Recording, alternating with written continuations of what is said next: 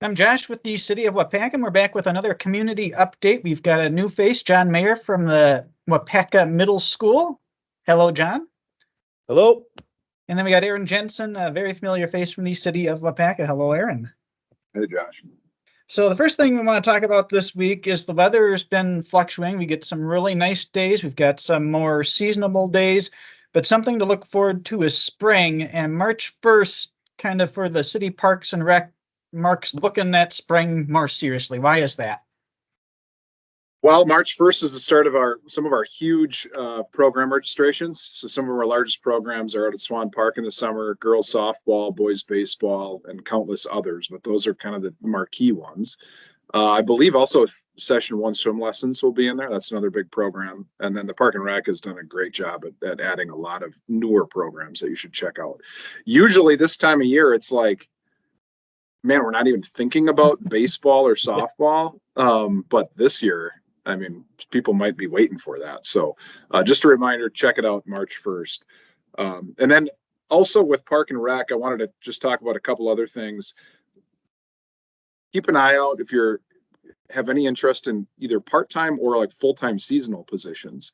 There's a ton of opportunities in our programs, whether it's umpiring, concession workers, Park and Rec crew, taking applications for any of those in the Parks Department now. And then also a full-time position just opened up and was posted, and that's our administrative assistant in the office at the Rec Center. So if you have any interest or looking for employment, great place to work. I can speak to that very personally, as I worked in that with a lot of those people. So go to our website, our employment website, for more information. Perfect. We'll jump over to John, and the most important thing we need to talk about is you're getting pied in the face on Friday. Tell us about that.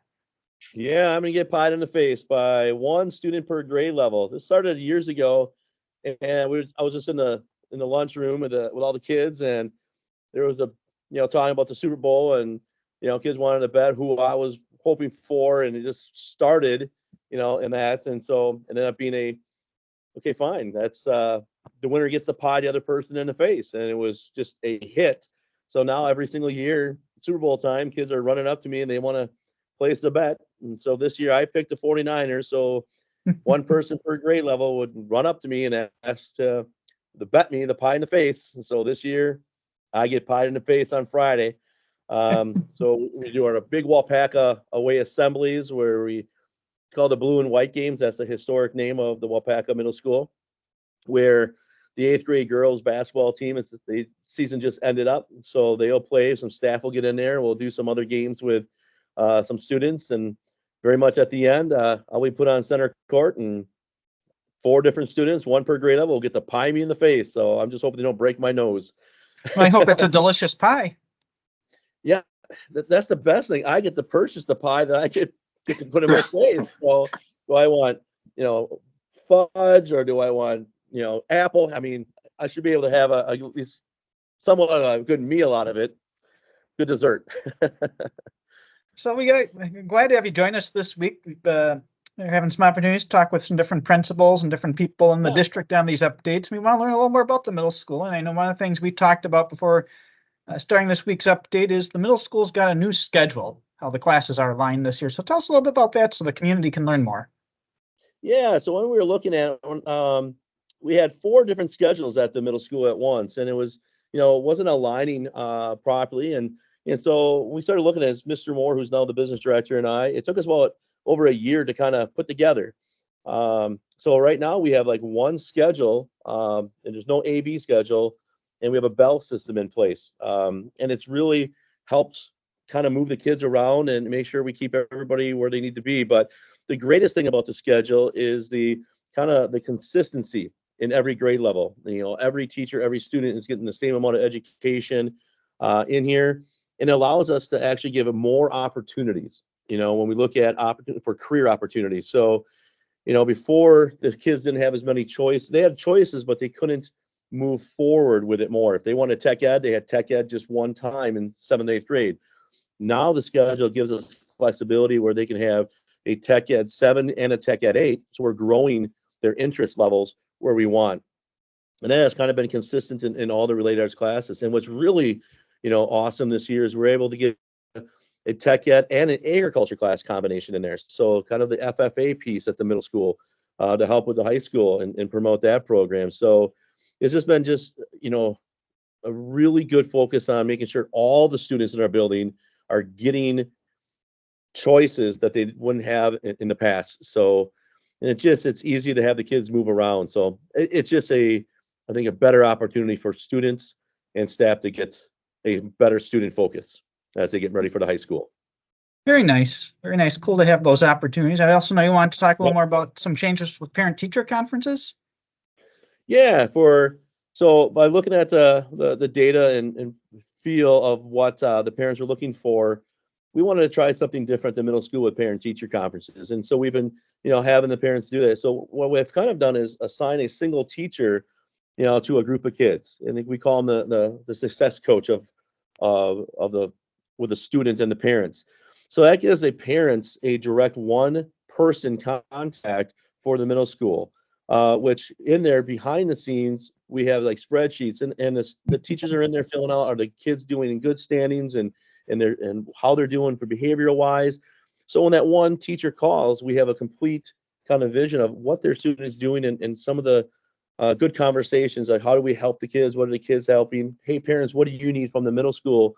And to increase that communication. So through this process and our old parent teacher conferences, we would probably, I'm not proud of it, but we reached maybe 25-30% of our parents, in the old version.